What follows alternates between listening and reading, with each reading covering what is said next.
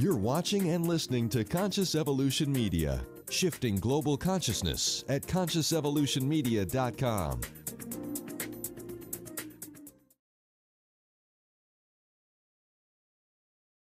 Today's podcast is brought to you by Kids Talk Foundation, a global nonprofit organization providing youth advocacy, television programming, and training services in the United States, along with comprehensive medical and educational services for the developing world, most recently in Kenya, Africa, where Kids Talk Foundation provides a feeding program, medical care, and educational services to over 1,300 young people each day. Please help our youth and place your donation. Go to www.kidstalk.org.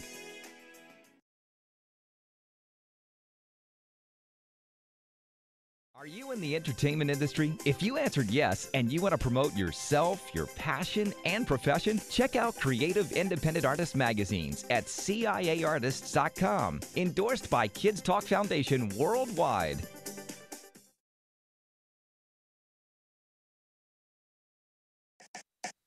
You can hear shows from Real Coaching Radio TV network while on the go with Stitcher Smart Radio. Stitcher is a free news and talk mobile app available for your smartphones, smart TVs, and cars. And when you download Stitcher to hear shows from Real Coaching Radio TV network, you have a chance to win some money. Downloading is quick and easy. Just find Stitcher in the App Store. Download it. It's free and just takes a few seconds. Then, during registration, hit the promo code box and enter RCRN to get automatically entered to win $100. The latest episode of the shows will be waiting for you in your favorites. You'll get access to lots of other amazing shows too. Always available to you on demand. No syncing. It's Stitcher Smart Radio. Don't forget to enter promo code RCRN when you register at www.stitcher.com/RCRN.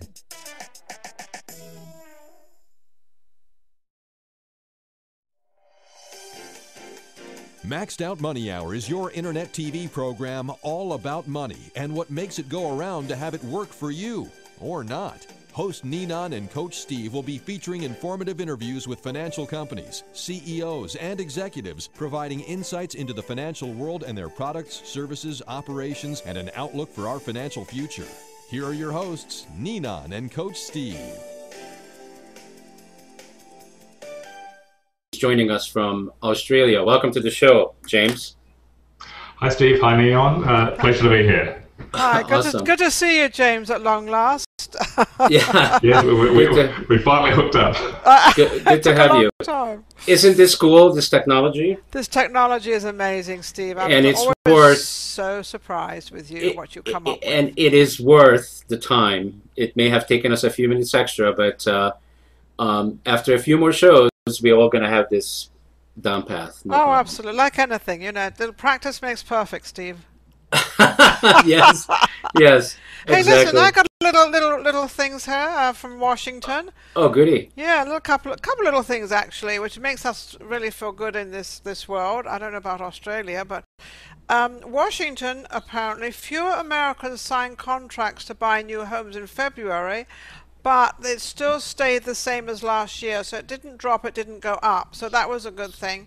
The drop was from 104.8 in February, and January reading was 105.2, so that's about the 2010 figures. But also, Nevada unemployment falls to 9.6%, and we were very, very high here in unemployment, so that's a pretty good rate. So things are definitely looking up, especially in Nevada, which is always good. But also, the statewide jobless rate is 9.6% compared to rate of 11.8% in February of 2012. So we're really dropping, but things are looking good, Steve. Okay, sounds good. Well, so actually the reason why we invited James to the show, this is actually a financial show, so everybody might be wondering, why do we have James on? Because James is not in the finance business. But we're actually doing a special show today because we're very concerned about all the people that have lost their jobs, unemployed for one reason or another. And in this economy, they may be having a tough time or have had a tough time how to land a job. And James Lynch happens to be a recognized leader in interview skills and behavioral-based interview techniques. So we actually had James on before, I think a couple of times, right, James? Yeah, that's correct. Yes. Yeah, and he's very, very knowledgeable. So I'm hoping that not only people that are watching that need some of these skills, but also people that are in small business or thinking about getting in small business and wondering, how do I land my next client? What do I have to do? Who do I have to be to get my next client? Because it isn't that much different. And you can certainly agree or disagree with me, James, but I feel that when we are being interviewed by a potential client, it's no different than being interviewed by a potential employer. What do you think? Look, you're absolutely correct. It's about, I guess, forming relationships and building confidence. You go to a bank manager or you go to an employer and you say, invest in me, give me a loan, give me your business, give me a job. So it's all about building relationships, building confidence, and more importantly, getting a positive message across so those people can buy into your story and feel comfortable making that investment. Right. So I'm feeling that one of the things that people do these days is they seem to be overwhelmed by the thought that, oh my God, how many people are applying for this job? And I don't even have a chance. So how can we help? Miss Positive is coming on. Yeah, but if you go into it with the attitude of I don't stand a chance, believe me, you will not stand a chance. Because if you go with that attitude, that's going to be the answer, right, Yeah. James? Is that right, James? Absolutely correct. I mean, I guess a huge percentage of your population goes out and buys a lottery ticket every week, and they've got zero chance. I mean, No. But you can't say that. They have better than zero. All right, I have a 1 in 5 million chance of winning. You actually put yourself into the job market. But they do have a chance. Oh, they do, yeah. If they don't buy a ticket, then there's no chance. There's no chance. Absolutely correct. If I was going to put money on myself getting a job or winning the lottery, I'd go with getting myself a job every single time. Because you've got control. You can actually target. So how do we, I want to get a little bit more specific and I want to be more helpful to the viewers. So when people having this mindset, like they say what I just said, which is, oh my God, I'll never get it. Oh my God, there's going to be hundreds of people or thousands of people applying for a job. I don't think I have a chance. What do we say to those people? How do you recommend that they change that mindset? How do they catch themselves?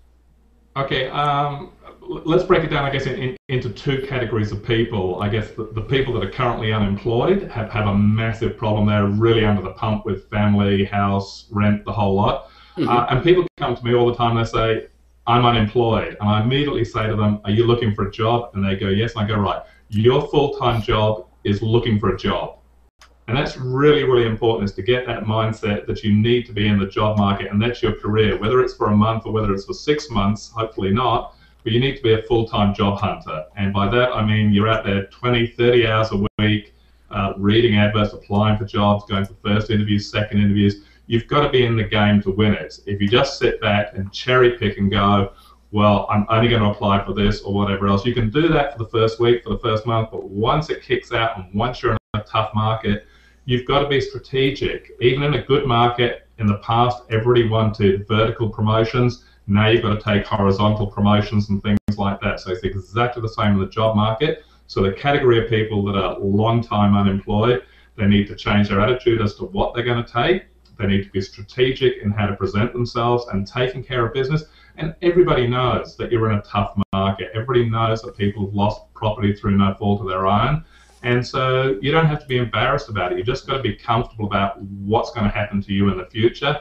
Have that mindset, and that's going to be the biggest thing. Because I've seen long-term unemployed people, and I've worked with them, and I said, listen, you need to go away. You need to get your head comfortable, because I can spot it straight away in the interview that you're shaky, that you're nervous, that you've got angst over the last experience, so you need to move forward.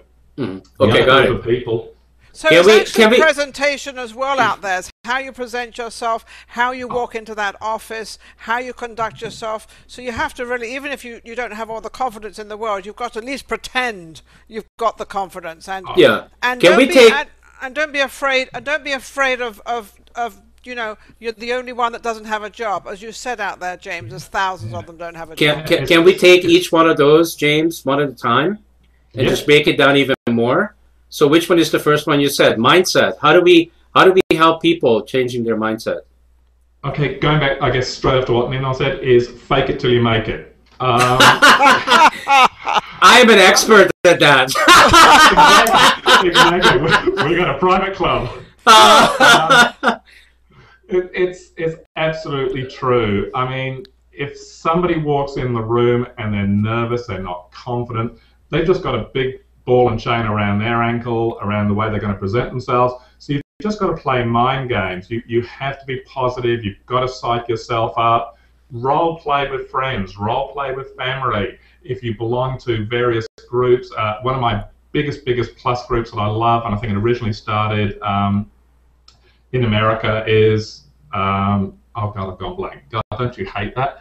That's not what you're supposed to do, James. You're never going to get the job. You're never going to get the job, James. Do not do what I just did. It's a good example. It's a good example. This is what you don't do. It's a good example, though, James. I'm only tricking here, folks. I know what I'm doing. Toastmasters. Go to Toastmasters. If you're an absolute cop case and you've lost confidence and you need to build confidence, Toastmasters is a fabulous public speaking group. It costs virtually nothing to join. They will coach you in how to make pitches, how to make little presentations. There's no downside, and then you can go and play, because what you don't want to do is to walk into an interview, get slam dunked, and lose that confidence for the next 2 or 3 months or forever. It is stressful going for interviews. You are under the pump. If your house is on the line, if your kids aren't getting new clothes, you don't feel good about yourself. So you need to change that whole thing. I'm here to win. I'm here to succeed. I'm going to do the business. And the business is I want that person to make me an offer. Now, I get people ringing up all the time, and they've just graduated from university, and they say, I can't get a job. And I say, welcome to the real world. If you spent 16 years investing in your life in education, if you're not in the job market for at least 16 weeks, then you haven't been in the job market enough. Wow, okay, so that long, huh?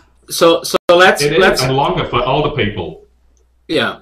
Well. Oh, wait a second. Let's just address that since you're on that. What happens with these older people that have been fired when they're 50, 55? They're too young to retire. They've got to bring money in. What happens to those people out there? Because they don't really stand a chance. Okay, there's two issues there. One is age, and the other is how much they're being paid. Okay, the more you're being paid, the longer you're going to be out of the job market. So wait a second, Nina. I just noticed some negative talk right there. You just said they don't stand a chance. Yes, they do. No, they don't.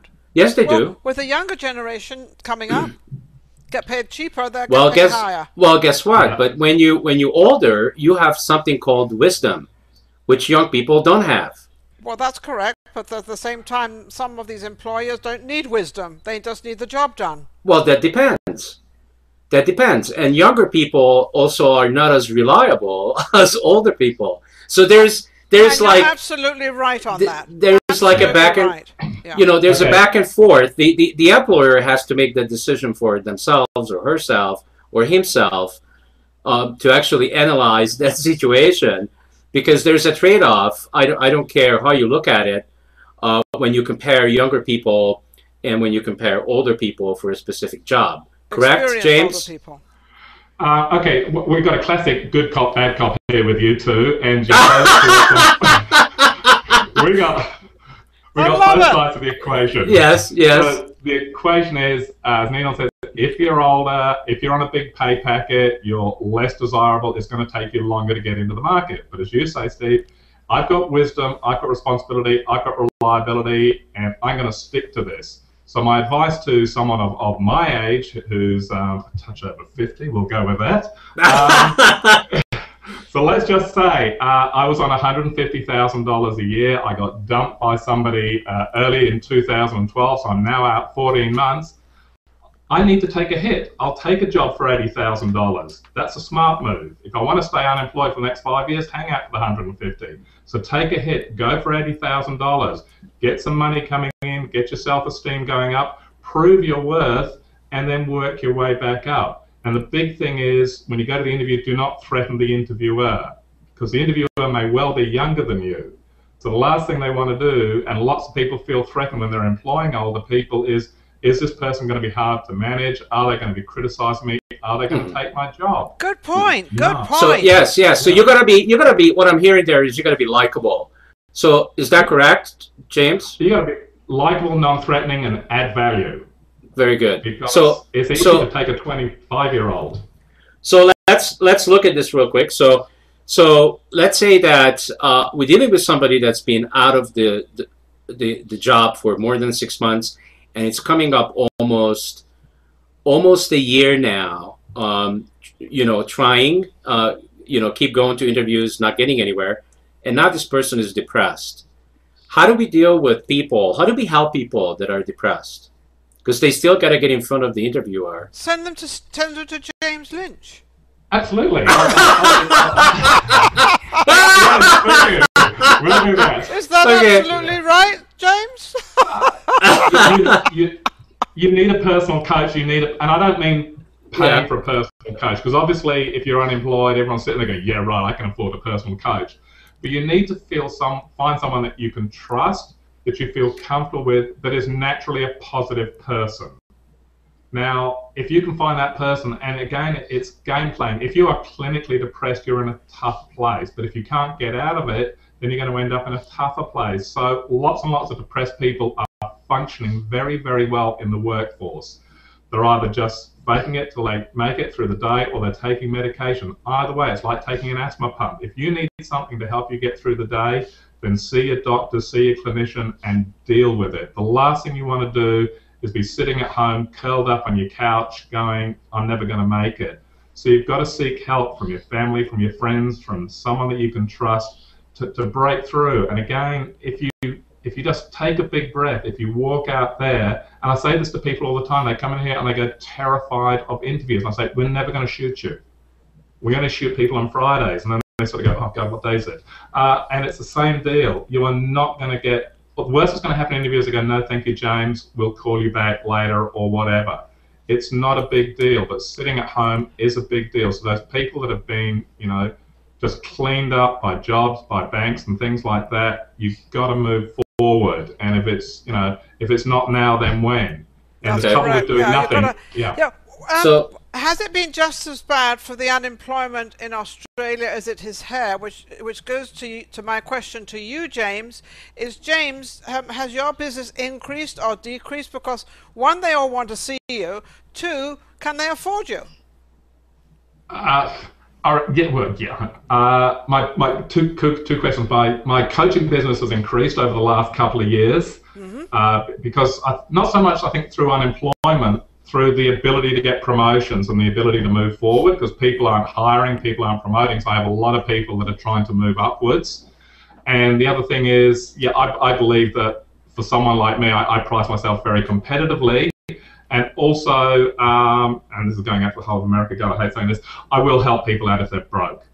Because Good for you. It's only time for me, so I never ever do it for nothing. So I say to somebody, you need to give to charity what you can afford.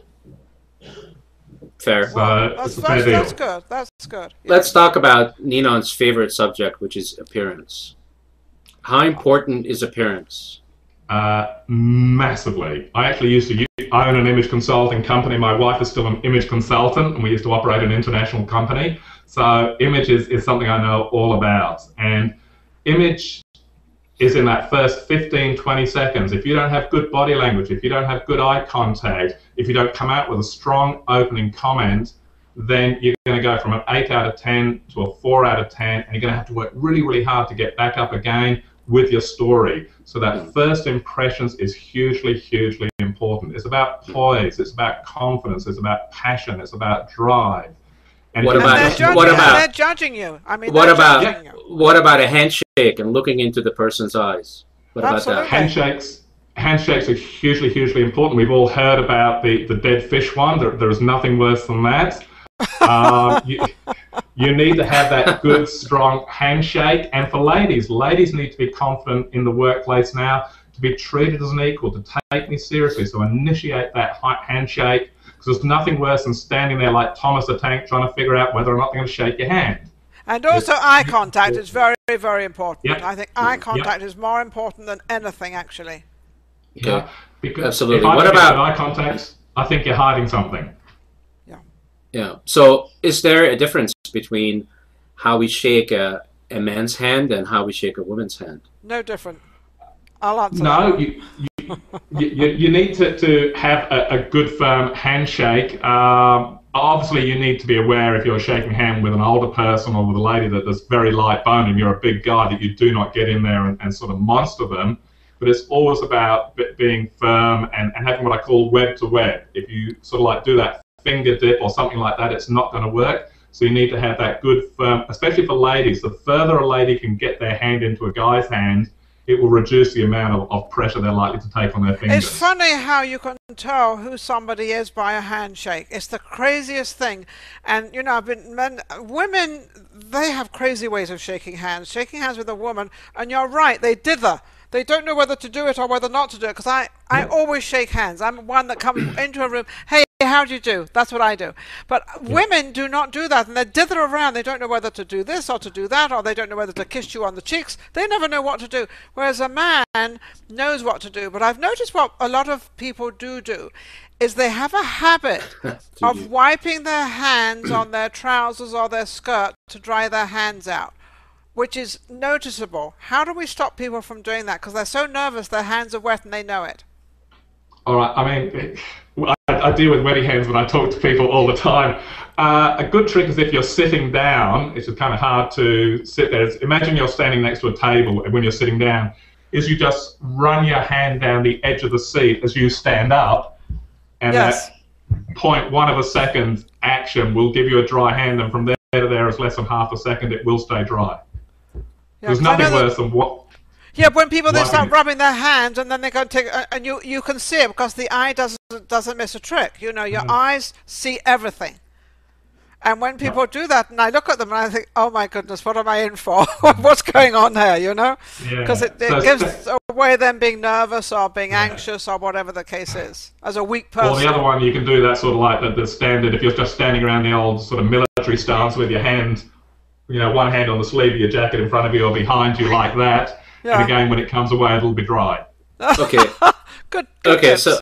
So let's play for a second. Okay. So I'm the interviewee, James, you're the interviewer, and Ninan is the interviewer as well. So there are many situations where we have a situation where there could be 2, 3, 4, 5 people sitting behind the table, and you are there by yourself. Is that correct, James? Correct. Yep. Okay. So panel interview is common. Okay, so I'm coming in. Okay, I'm very confident. I'm straight up. I'm really well dressed. I have a tie on. I feel really good about myself. I'm coming in and I'm going towards the table where they are, and I'm going to go to each one of them and shake their hands. Is that correct? Yes. Yeah, I always recommend that because 2 things happen. One, it shows your confidence and it breaks that invisible or visible barrier of the table. It's a huge mental block and barrier between you and the people on the other side. So if you break it, you're already ahead. Yeah, you become kind of part of them now. Now you're sort of in them. So then I'm going to sit down, and now should I wait until they address me, or should I thank them for having me come in and do the interview with them? The latter. I always say to people, you know, hi James, how are you? Thank you for having me in today. Really looking forward to this interview. It just gets your tongue working, it moves it off. Okay, so the interviewee should take the lead, and you know, and just kind of turn the table on them because they don't expect it. They expect people to kind of sit back and wait for them to run the show, right? Yeah, and so, especially if there's 3 or 5 people, it's intimidating. So that should already probably impress them, right? It gets the ball rolling. Okay. Well, you've already impressed them by walking in and shaking hands and sitting down, so you've already gained their their concentration, but their confidence in you as well. Okay, so now go for it. Ask me whatever you want to ask me. Okay, I mean, I guess there's two questions that are going to come up, one is just tell me about yourself, Steve. Why are you here today? Why have you applied for this position? Okay, Explain.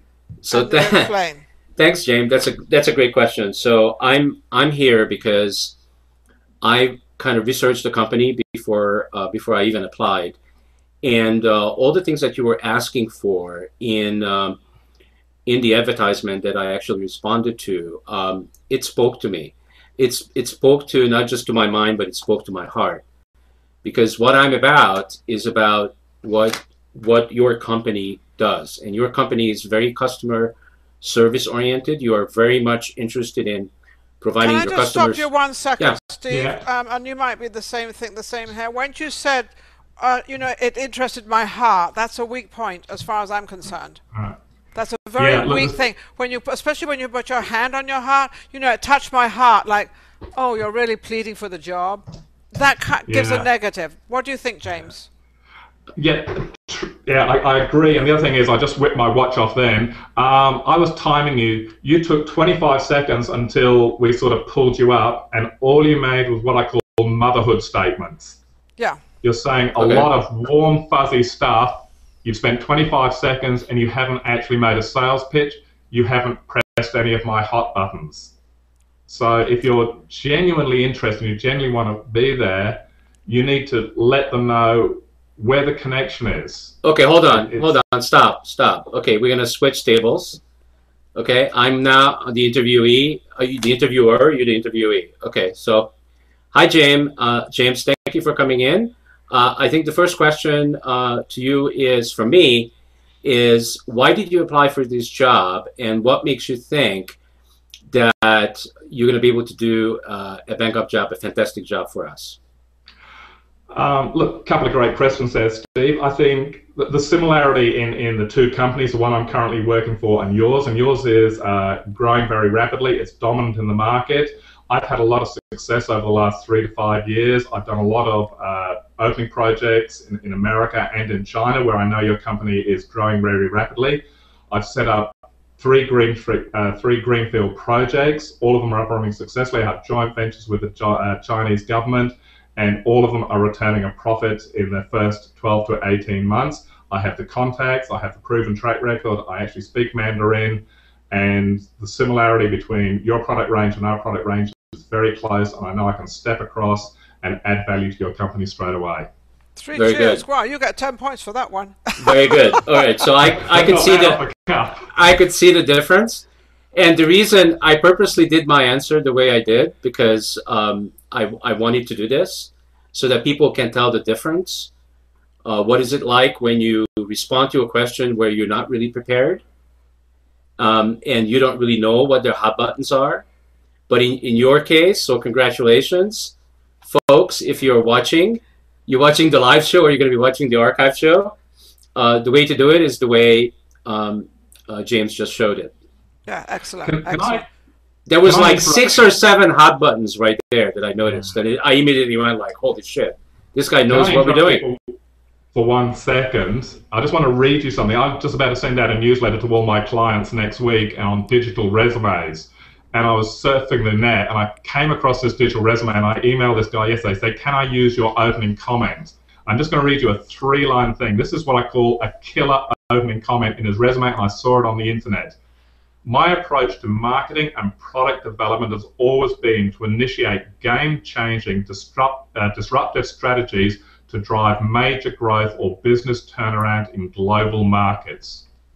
I mean, I just saw that, and I said, I've got to have that as an example. It was just like the killer opening. And do you know what the killer word is in there? Global. Because we're on the internet, and everybody's like, I say, I do a TV show on the internet, and they turn around and say, oh, well, where does it show? And I'm like, look, I said, well, I just told you, the internet. The internet is worldwide. People have not got this actually realized that the internet is worldwide, and you can actually have customers, like you're in Australia right now. Steve is in Denver and I'm in Las Vegas. We're all in different places and yet we've got a show going together. People are not understanding that, I don't think, quite yet. They're still a little bit hazy about we are international and global. Yep, absolutely. And you need to move, you need to change, you need to adapt every single day, every year now. It's changing very, very quickly. It is, it is. What have you noticed? You're in Australia. Do you have many international clients that come in like right now or come through Skype or whatever, do you? Yeah, I do a lot through Skype because fortunately people find my website, which is always nice. And again, I'm using technology, and there's two sorts of people, and Steve knows which one I am. There's the early adopters, which is usually people under 30 or really smart people like Steve that can work with this stuff. And then there's the people that don't adapt. And they're the sort of like people that are going to become dinosaurs very, very quickly. So if you don't adapt, if you don't change and move with technology, whether it's even you're working in a bar, you see a big till between a bar or a restaurant, it's fully computerized. Yes. You go to Macca's, it's fully computerized. If you don't use the internet, Twitter's blog, Facebook, I tell people every day, you want to go and work for, say, General Electric or a company like that, go and log on to their Facebook and become a friend, become a like. They actually advertise through there, and when they see your response, they can tell you you're a friend, they can tell you you're a like, and you're more likely to move through quicker.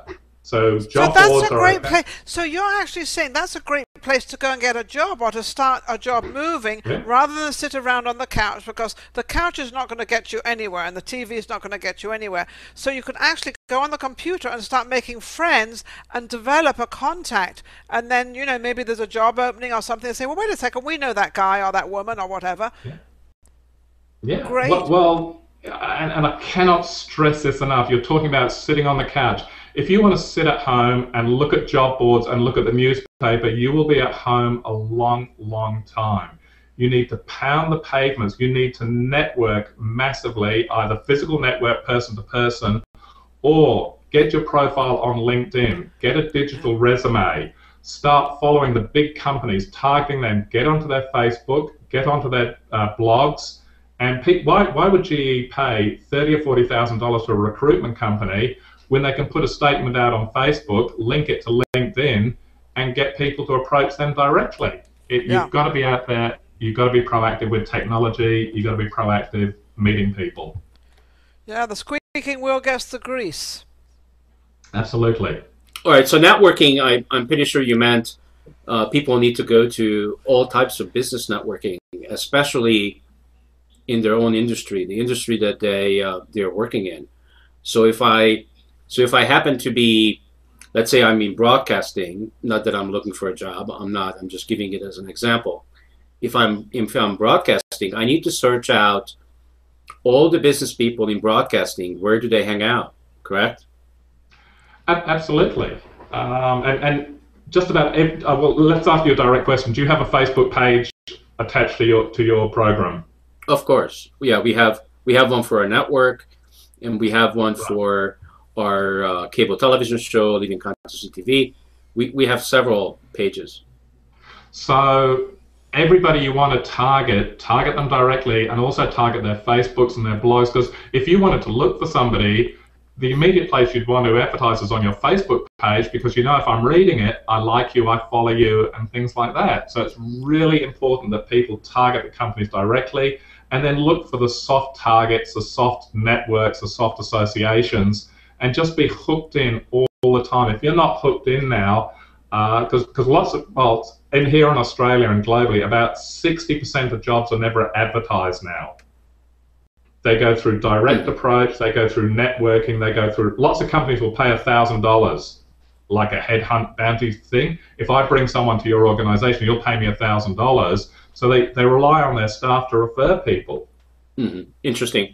So the fact that we have the economy that we're having, and companies may not want to spend a lot of money, you know, on airline tickets and getting people out for an interview in person. Do you find that companies these days are starting to use more technologies like the one we're using right now, or using Skype video technology, where they actually want to see the person. They want to interact with them, just like the way we're interacting on the show right now. And also, do you see video resumes? Are they becoming more popular? Yes and yes. It's so easy for me to interact with you or with someone in the UK and do a quick interview rather than a plane ticket. And also, at the higher end, people don't want to be absent that long.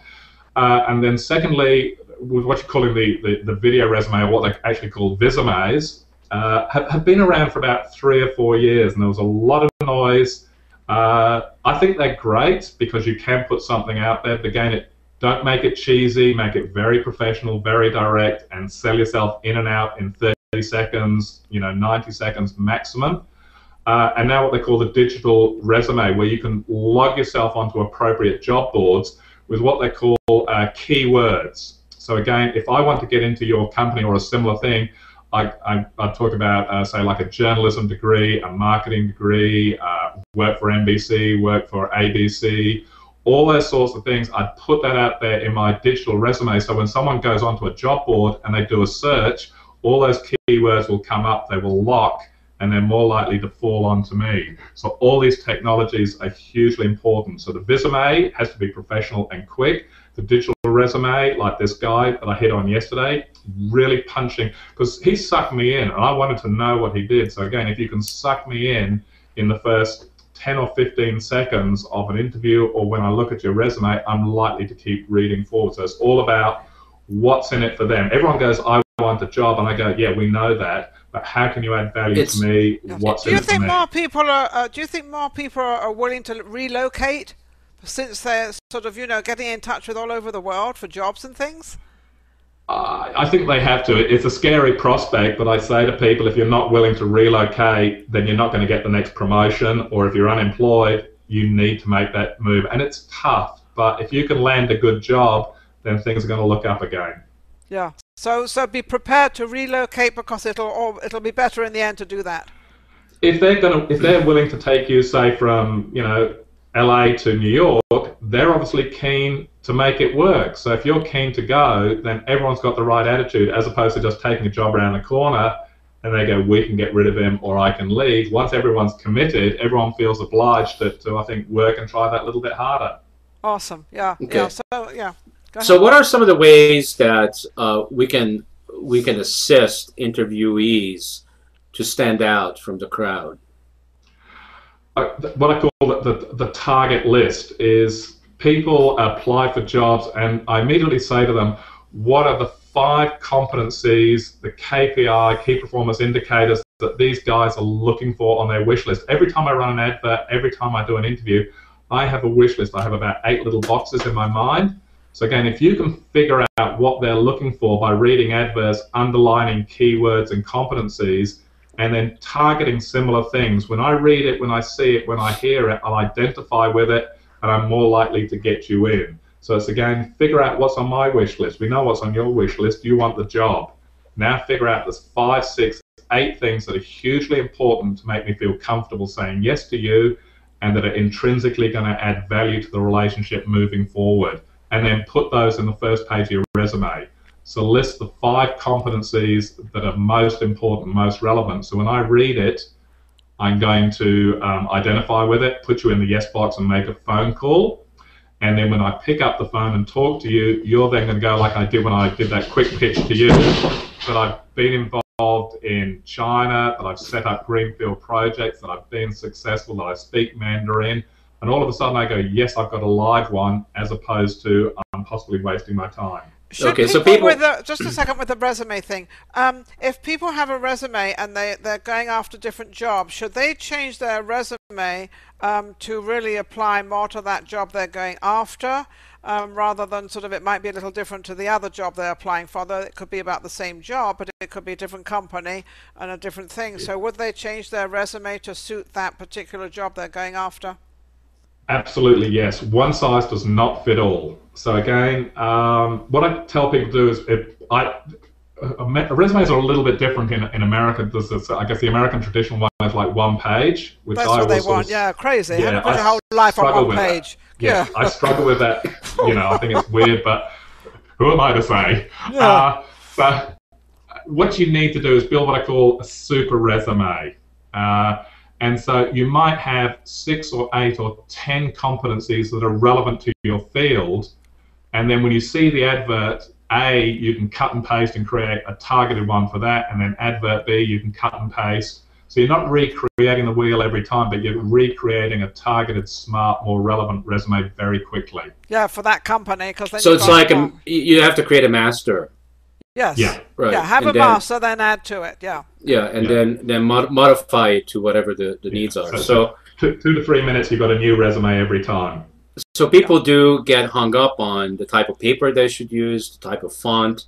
Do you have anything to say about that? Yeah, absolutely. I mean, look, we are email based these days, so I guess if you're sending a hard copy, then just plain white paper. But I always tell people use a basic script, either Arial or Times Roman, or if you're going to be reading it, Verdan is a standard for reading it on a computer. And then sort of like 10 or 11 points, so I can read it quickly. And I don't want lots of bolding, lots of underlining, lots of italics and things like that, because again, really tight security on computers will strip that down and make it very basic at the other end. So if you send it out looking good and professional in a basic format, it will arrive in the same format as well. So just, okay, so yeah, great. So if the interviewer asks you about what has been your most challenging job or project, how should you respond?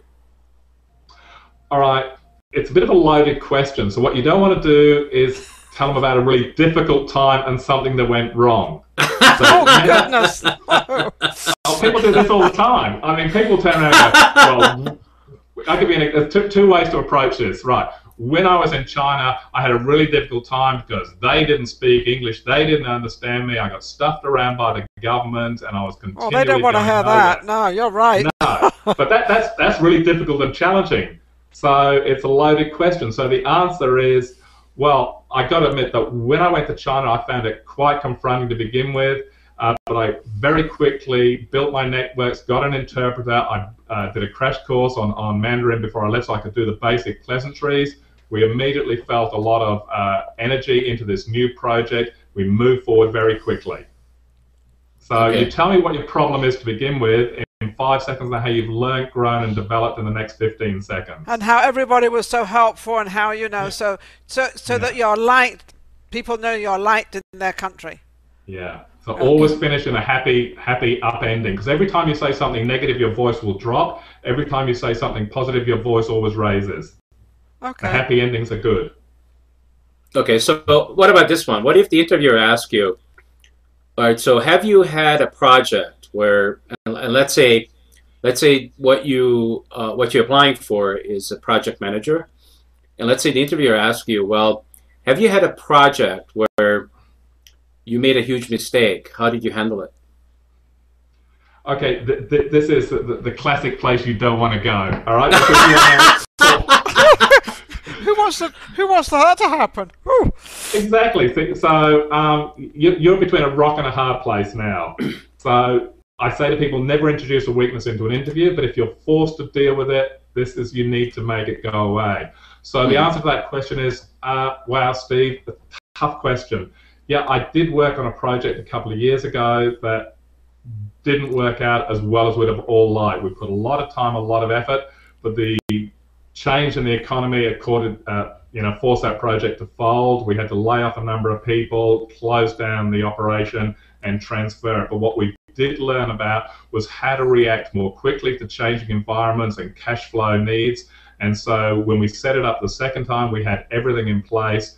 And instead of having 3 contingencies, we now have 21 contingencies in our plan, and we're better able to adapt and ramp up quickly with less cost. And in fact, that's been proven in our latest project. So you turned a negative into a positive. Yeah, you can never ever leave a negative on the table, because what I say to people, I got 5 flags, 4 green, 1 red, always going to focus on the red one. Yep. Okay, great. So here's another classic one, and this is about team and team play. Every employer wants to know that you are a team player, but if they just come out and ask you, are you a team player? Everybody will say yes.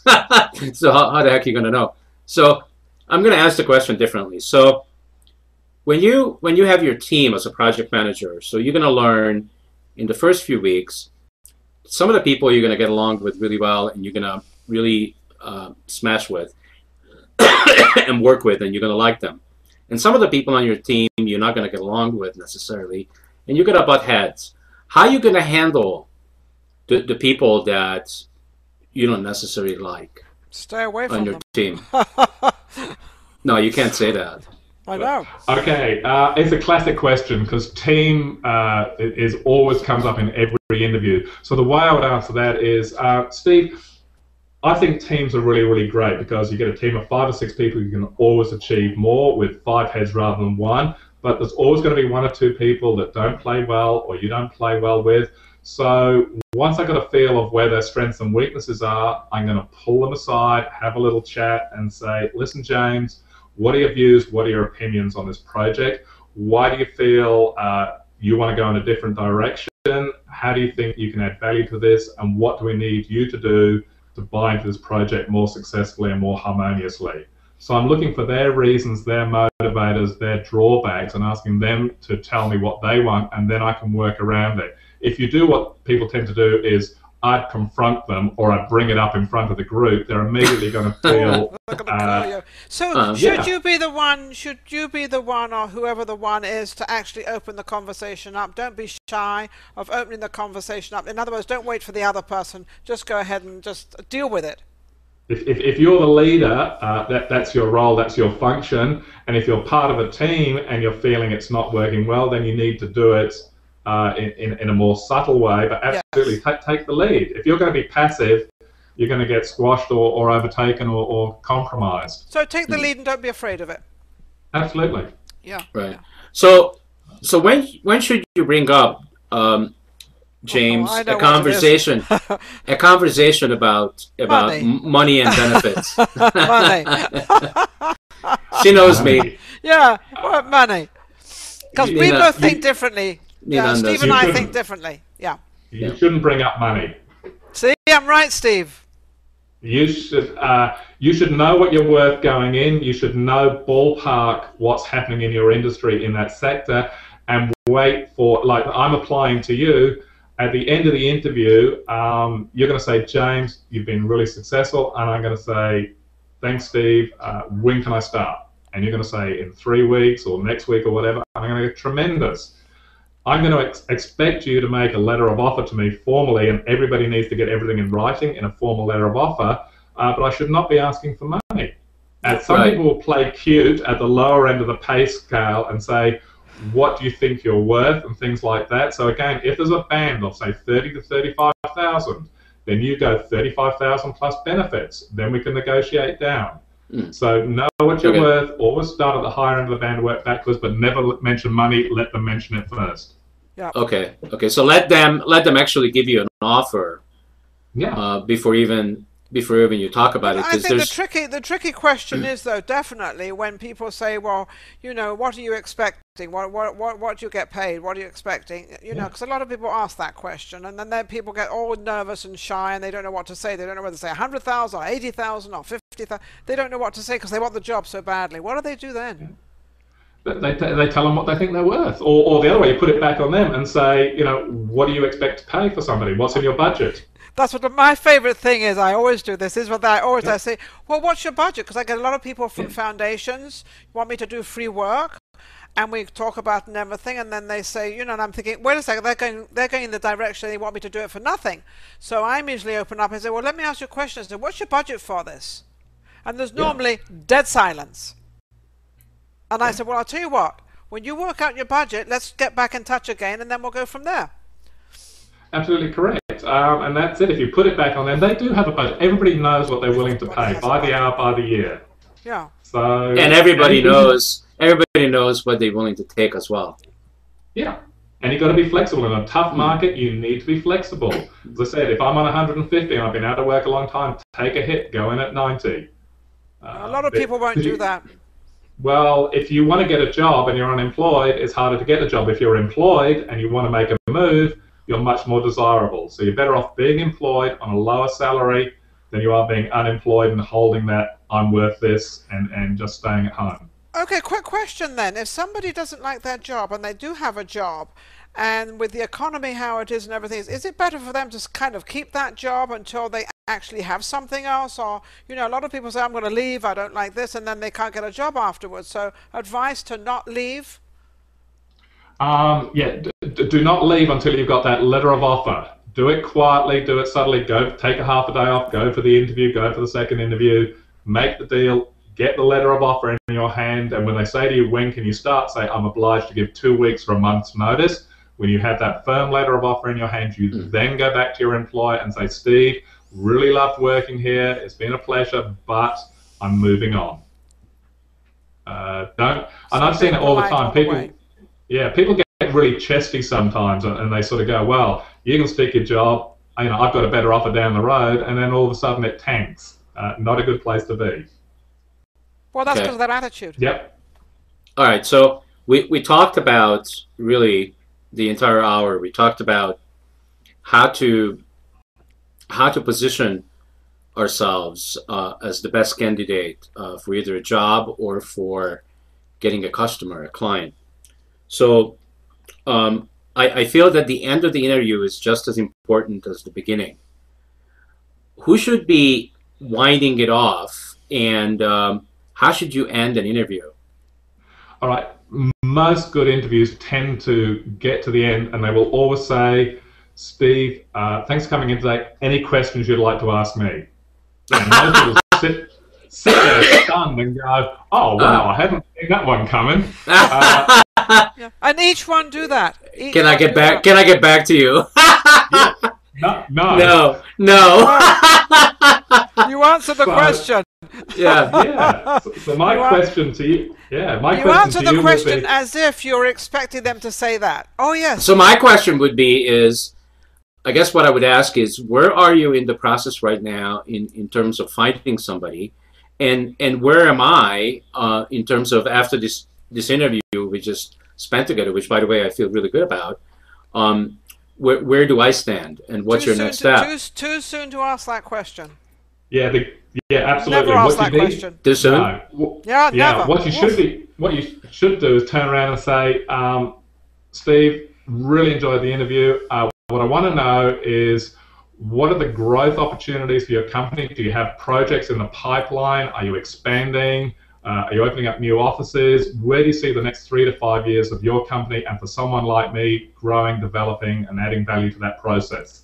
Okay, so don't make it about you, is what you're saying. No. I don't mind to be wrong. Folks, I haven't done any interviews probably for 12 years. But you haven't got the job yet. You can't talk about getting the job yet. You haven't got it. They haven't offered it to you yet. But you can always say on the way out, James, where are you in the process, and when are you likely to get back to me? And if I can say, look, I should get back to you in 3 weeks, and I haven't got back in a month, then you've got a timeline. Yeah. But it's better not to say anything. It's really better just to say thank you very much, and it's great, and and I look forward to hearing from you. Well, interviewers like to use the words that we're gonna get it down to a final 6 or final 4 or whatever that is. Do you hear that often? Oh, look, everyone's going to start off with maybe the advert, then they run 6 interviews, then they cull it down to 3 or maybe 2. So yeah, there are stages, and a recruitment exercise should go through between 3 to 6 weeks. Yeah, especially in a big company. Yeah, big companies do that a lot. But it's funny because I was in the modeling business when I was very young, and those jobs, it's like you walk in and you never say anything about getting it because they know exactly what they want, who they want for that commercial, who they want on the runway, and if you walk in there and you're the right one, you normally get the job right away. But sometimes you don't, and it's just what they want in their head. Yeah, and it's a process. You've got to keep going back and back until you get lucky. Yeah, and that's what I did. And I got very lucky. I can see why, too. I did very well, yeah. Okay, so this is kind of similar to dating, isn't it? I hope not. Good luck. Yes, it is. I would hate to think all these questions came out on a date. Good Lord. I meant the process, Nina. Oh, okay. The process. Okay. All right, so after the interview is done, who should be following up with whom? Well, as I sort of said, if you have this in the back of your mind, it's going to take 3 to 6 weeks. But everyone's going to say, we'll get back to you. So again, at that 3-week mark, if I haven't heard anything, I'd probably, just send, first off, every time you finish an interview, as soon as you get home, you send an email saying, thank you very much, I really enjoyed today, and whatever. So just common courtesy today is going out the window. So to send a quick thank you letter or email is very important. And then in 3 weeks' time, if you haven't heard, then you can either ring up and say, Steve, where are you in the process? Have you managed to make your shortlist?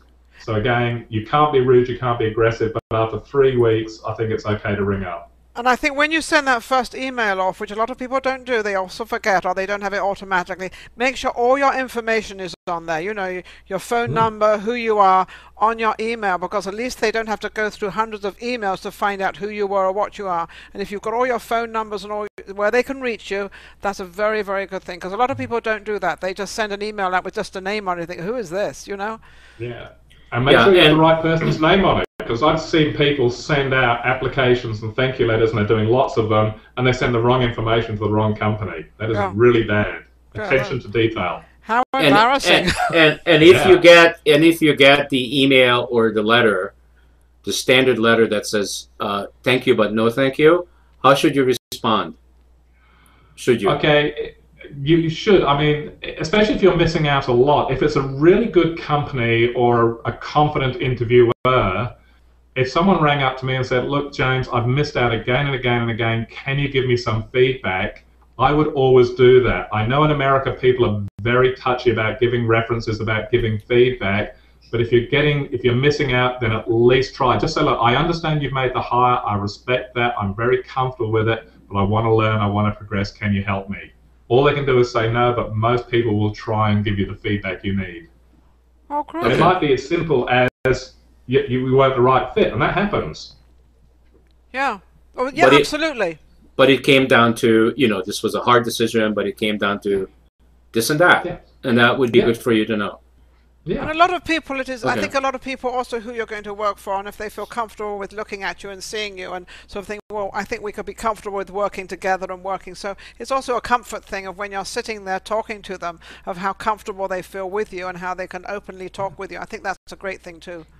Yeah, the old fireside chat attitude, we do ask searching questions, but I want to feel there's a bit of chemistry, a bit of comfort. I've got to live with you for the next 3 to 5 years. That's right. So it has to be that chemistry and that comfort feeling. Yeah. Yeah. Okay, don't be afraid of it. Getting back to missing out, people always sort of say, I got shortlisted and I came second, and I go, if you got a silver medal at the Olympics, you wouldn't be gutted, so why are you beating yourself up on coming second out of 500 people? It's great. Next time round, you're going to be first, maybe. Yeah, great feedback. All right, so we're kind of coming to the end of the show, and James, why don't you share with our viewers your contact information, your website, and anything else that you would like to share with them? Okay, thank you very much. Okay, so my website is all the W's, Interview Skills, with an S on the end, interviewskills.com.au for Australia, so interviewskills.com.au. And what I'd like to do is, because people are looking, people do want to learn, people do want to give information, for the first 50 people that send me an email with Ninon and Steve in the subject line, I will send them a free PDF copy of my book on how to be more successful in interview skills. So for your listeners, that's a special offer. So I'm actually giving away a chunk of money and a chunk of property. That's very generous. Happy to do that. Thank you. So go your hardest, folks. Try and make me broke. The first 50 will get a wonderful book, and it is wonderful because I wrote it.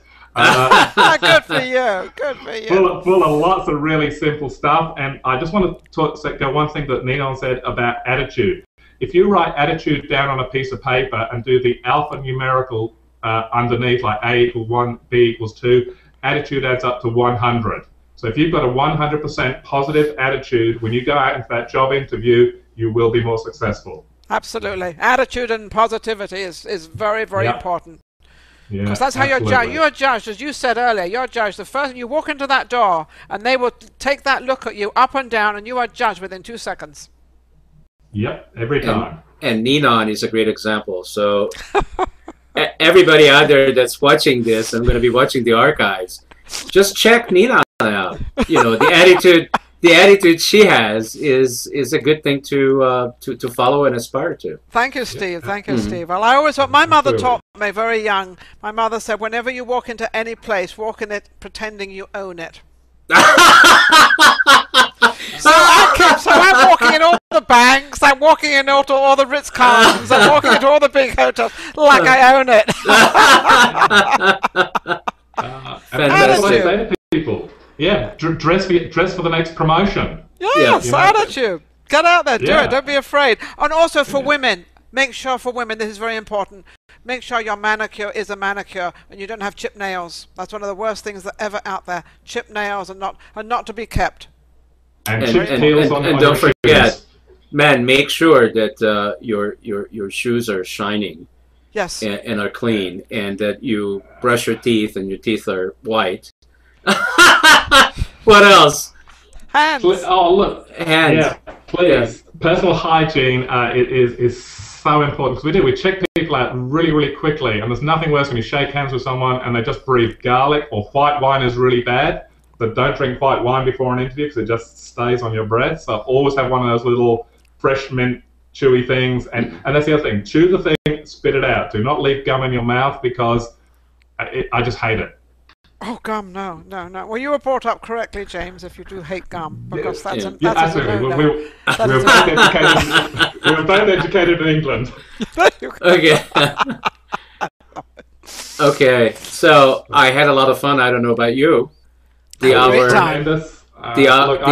I love being with you guys, because you're so much fun. You're so incisive. You make it easy for me to share. Well, you make it easy for us. And I'm sure that we provided some great value for people that are a little bit maybe not depressed, but feel the pressure of the bills coming in, and they want to get that job. So hopefully, even if we just help one person, I think the show accomplished its mission. I agree with that. And what I would like to say too is that men and women, that if you're going out there for a job, you're not going out there for the job for you. You're going out there for your kids or your family, or whatever the situation may be. Go out there with not thinking of how can I get this job. Think about how am I going to feed my kids? What am I going to do for them? And I'm in charge, and I've got to do this. So you're going in with a completely different attitude of not me, but them. And when you're doing that, it makes you feel so much better that I'm going to do this for the kids. I'm going to do this for the house, for whatever you're doing it for. Go in there with that attitude, and you'll be much stronger. Yeah. Awesome, James. Ninon, thank you so much. Thank you, Steve. Thank you, James. Thanks, Steve. A pleasure. Thank you, and everybody else out there. Don't forget to tune in, of course, always on Tuesday evenings at 9 p.m. Eastern and 6 p.m. Pacific to the next edition of Maxed Out Money Hour. Thank you all. Take care. See you next week. Bye. Bye-bye. Bye.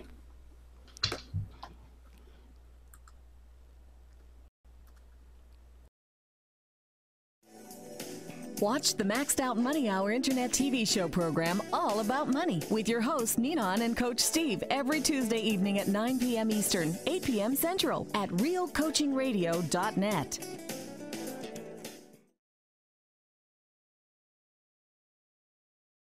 Today's podcast is brought to you by ObesityHotline.com, the silent killer, providing support and encouragement in the prevention of this rising epidemic. Featuring the Body by Vi Challenge. Is there a quick answer to the question? Go to www.obesityhotline.com.